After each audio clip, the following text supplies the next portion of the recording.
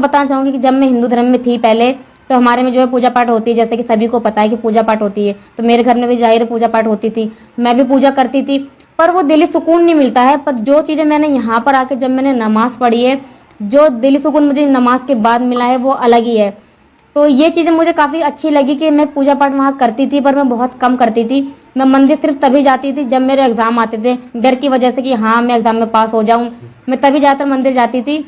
तो मुझे वहाँ पे जो है हर चीज़ की आज़ादी थी। ऐसा नहीं है कि हाँ मैं वहाँ पे कैद थी इसलिए मैंने हिंदू धर्म छोड़ा, ऐसा बिल्कुल नहीं है। वहाँ मैं खुश थी, मुझे वहाँ हर चीज़ की आज़ादी थी, हर चीज़ की फ्रीडम थी। पढ़ाई के लिए मना नहीं था, घूमने के लिए मना नहीं था, किसी चीज़ के लिए पहनने के लिए कि तुम ऐसा मत पहनो वैसा मत पहनो, और वहाँ पर बिल्कुल तो नहीं। रेगुलर जींस पैंट, हाँ, जीन्स ही मैं खाली पहनती वही थी। सलवार सूट तो इन्हें पता भी नहीं था बिल्कुल भी। और सलवार सूट भी मैंने, ऐसा नहीं है कि इस्लाम धर्म में मैं आई हूँ तो मुझे फोर्स करा है, बिल्कुल नहीं। जब मैं यहाँ पर आई हूँ मैंने लोगों को देखा तो मुझे खुद को नहीं अच्छा लगा कि सब देखो कितने तहजीब से रहते, सर पे दुपट्टा सलवार सूट और मैं जीन्स। तो मैंने अपने आप को मैंने खुद चेंज करा। इसमें किसी का कोई हाथ नहीं है कि मेरे को जबरदस्ती पहनाया गया है। और ये भी नहीं है जो सलवार सूट नहीं पहनते, जो जींस पैंट पहनते वो बेकार है। बिल्कुल। जो इन्हें फील हुआ बस वो चीजें बता रही हैं। अगर अब मुझसे कोई के दिखाए तो मेरे से बिल्कुल भी नहीं होगा, क्योंकि मुझे अब बहुत अनकंफर्टेबल लगता है। मैं यही सोचती हूँ पहले मैं कैसे पहनती थी, पहले मुझे काफी अच्छा लगता था, पर अब मैं जब देखती हूँ सबको तो मुझे ऐसा लगता है कि सबको कैसे पहन, सबको गर्मी नहीं लगती होगी, बहुत अनकंफर्टेबल लगता है। तब जो मुझे सूट की आदत हो गई तो मुझे सूट जो है अच्छा लगता है काफी। और जैसे कि हमारे हिंदू धर्म में जो है व्रत रखे जाते हैं, सभी को पता है कि वहाँ व्रत रखे जाते हैं, पर मैं पहले बिल्कुल भी व्रत नहीं रख पाती थी। बल्कि हमारे में तो हम फल फ्रूट्स भी खा लेते हैं और इतना देर का रहता नहीं है। जिस तरीके से रमजान जो है, रोजे जो हैं सुबह खाते हैं हम 3-4 बजे जो भी खाते हैं, फिर सीधा शाम में अजान के बाद मगरिब के टाइम खाते हैं, तो काफ़ी लंबा डिस्टेंस हो जाता है। उस बीच जो हमें भूखा प्यासा रहना पड़ता है। तो वो चीज़ में यही चीज़ें मैं सोचती हूँ कि जब मैं पहले जो कुछ देर के जो व्रत नहीं रख पाती थी, खाने पीने के मैं बाद वो चीज़ें रख नहीं पाती थी, यहाँ मैं रोज़े रख लेती हूँ, 30 रोजे होते हैं हम वो रख लेते हैं। तो ये चीज़ें मैंने अपने आप में बदलाव देखा है कि काफ़ी चेंजेस आ गई हैं मेरे अंदर। मैं खुद को देख के हैरान होती हूँ कि ये मेरे से कैसे हो गया।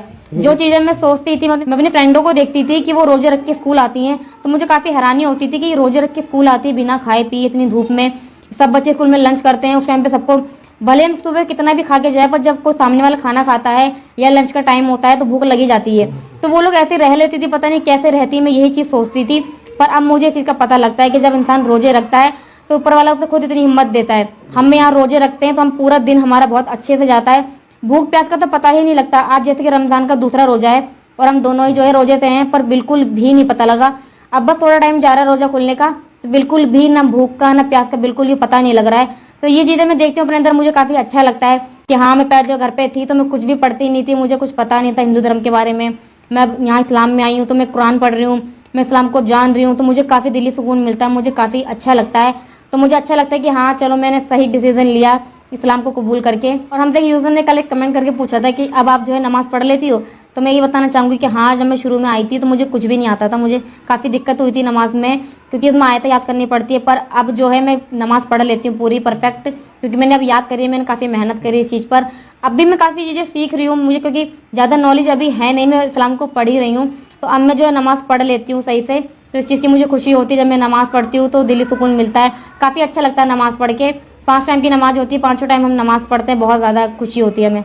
मैं एक चीज़ आप लोगों को बताना चाहूँगा, मैं हूँ शुरू से मुसलमान, पर ये अभी इस्लाम धर्म को फॉलो कर रही है, इस्लाम धर्म में आई हैं, पर मुझसे ज़्यादा ये इस्लाम को फॉलो करती हैं। मैं कभी भी जब पहले काम के चक्कर में नमाज नहीं जाता पाता था, तो ये मेरे से बोलती थी कि नमाज पढ़ने जाओ। रोज़ा रख के अगर कभी नमाज नहीं पढ़ने जाता तो पीछे लग जाती थी, मेरी अम्मी को बोलती थी कि ये जा नहीं रहे हैं, नमाज पढ़ने नहीं जा रहे, रोज़ा रख के क्या फाका कर रहे हैं खाली, जब तक ये नमाज नहीं पढ़ेंगे बिल्कुल। तो क्या अगर इंसान ने रोजा रखा है, अल्लाह की इबादत कर रहा है, तो अल्लाह के पास भी तो जाए, नमाज भी तो पढ़े। खाली रोजा रख के भूखे पेट रह के क्या फायदा, ये दिखाने के लिए कि हाँ हमने 30 रोजे कंप्लीट किए हैं। रोजे का मतलब ही ये है कि अल्लाह की इबादत करना। अगर वही तुम पढ़ने नमाज नहीं जाओगे, तुम कुरान शरीफ नहीं पढ़ रहे हो, खाली रोजा रख के भूखे रह के काम कर रहे हो, तो कोई फायदा नहीं है ना इसका। बिल्कुल। ये जब से इस्लाम में आई हैं, मैं तो नमाज नहीं पढ़ पाता था काम के चक्कर में, और नमाज बहुत ज़रूरी है क्योंकि नमाज तो किसी भी हाल में माफ़ नहीं है। पर ये जब से इस्लाम धर्म में आई हैं, इन्होंने नमाज पढ़ना स्टार्ट जब से करा है तो इनसे रहा ही नहीं जाता था। और ये ऐसा नहीं है कि आप लोगों को लगे कि हाँ अभी नई नई है तो ये चस्का है, तो ऐसा कुछ नहीं है। हमारी शादी को हाँ 3.5 साल हो गए।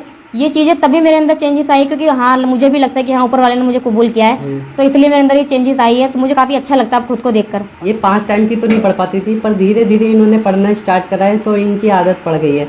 और जिस दिन ये नमाज नहीं पढ़ती थी ना, जो बातें हाँ अच्छा नहीं लगता है उस दिन नमाज ना पढ़ो किसी टाइम बिल्कुल भी। की, अगर छूट जाए किसी वजह से तो माइंड में ये रहता है कि हमारे टाइम की नमाज रह गई। तो ये मेरे को यही बोलती थी, नमाज पढ़ा करो, कब तक जिंदा रहेंगे हम, नमाज पढ़ने जाओ, कुछ दुनिया के लिए तो बहुत कर लिया, आखिरत आखिरत की तैयारी। ये मुझे समझाती थी, मुझे ये सोच क्योंकि के मैं ये हैरानी देखो ये होती चीजें थी। मैं पढ़ रही हूँ, तो जब मैं कोई इंसान किसी चीज को पढ़ता है तो वो यही सोचता है कि हमने जो ज्ञान लिया है वो दूसरों को भी दे। हाँ। तो ये चीज मेरे दिमाग में रहती है कि हाँ मैं ये चीजें पढ़ रही हूँ, ये चीजें कुछ गलत है, तो मैं इन्हें टोकती हूँ इस चीज के लिए कि ये चीज गलत है। ये मुझे खुद शर्मिंदगी फील होने लगी थी, ये शर्मिंदगी की बात भी है। ये मुझे बोलती थी कि तुम नमाज पढ़ने जाओ, नमाज पढ़ा करो, तुम्हें बहुत अच्छा लगेगा। मुझे भी पता है, मैं भी पढ़ता था, पर कभी नहीं पढ़ पाता और था, ये तो चीज टोकती सबके थी साथ मेरे को। होगी कि जो भी नमाज पढ़ के आता है उसके दिली सुकून उनसे उनका हाल पूछें कितना अच्छा लगता है। और ये रियलिटी है, चाहे आप किसी भी मजहब से हो, ये अपनी फीलिंग बता रही है, किसी की वो नहीं कर रही है। पर नमाज में जो सुकून है ना, वो किसी कहीं नहीं चीज है। में नहीं है। तो इसलिए आज का टॉपिक हम इसीलिए ये लाए थे क्योंकि मैं अपने अंदर जो है मैं चेंजेस देख रही थी, तो मैंने सोचा चलो आज इसी टॉपिक के ऊपर ही वीडियो बनाते हैं। और अभी तक ये वैसे अरबी नहीं पढ़ पाई हैं, धीरे धीरे पढ़ती हैं। जो बातें बता रहे हैं हम आपको, ये इन्होंने इतना ही इन्हें शौक था, इन्होंने हिंदी की कुरान शरीफ मंगाई थी मैंने। ये हिंदी की कुरान शरीफ पढ़ती हैं। पिछले क्योंकि रमजान जब में मेरा भी- हाँ फर्स्ट रमजान था यहाँ पे तो सब कुरान पढ़ते थे, तो मुझे पढ़ना तो आता नहीं था क्योंकि उसमें अरबी में लिखा रहता था। तो मैंने इनसे पूछा कि सब कुरान पढ़ते हैं तो मैं किस तरीके से पढ़ूंगी।